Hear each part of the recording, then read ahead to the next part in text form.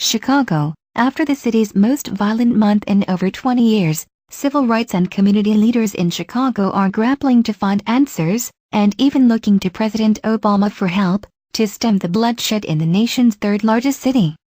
The city recorded 92 murders in the month of August, making it the most violent month Chicago had seen in more than 2 decades, according to police department data released Thursday.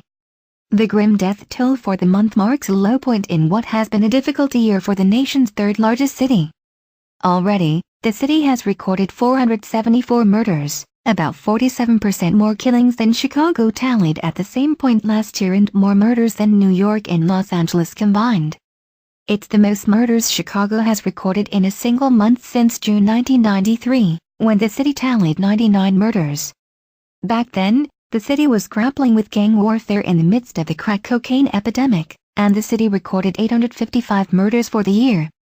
Chicago Police Superintendent Eddie Johnson cited a yet-to-be-published analysis by researchers at the University of Chicago Crime Lab of 2015 murders in the city that found nearly 40% of those arrested last year for homicides had previous arrests for gun crimes. While Johnson and Mayor Rahm Emanuel have spoken out about the need for tougher gun laws to deter habitual offenders, some activists and politicians said the issue won't be solved until federal, state and local officials create jobs and other opportunities in the most violence-plagued neighborhoods. Civil rights leader Reverend Jesse Jackson on Thursday called on President Obama to convene a summit on urban violence and to come visit his adopted hometown to talk about the issue. Jackson noted that the president has repeatedly visited communities across the USA during his presidency after they have suffered mass shootings to mourn with the victims' families and talk about the larger issue of gun violence. When 49 people were killed in Orlando, it got attention from the president and vice president, said Jackson, who announced plans to convene a series of town hall meetings in Chicago's neighborhoods most affected by the violence. When Sandy Hook happened, there was a visit from the president.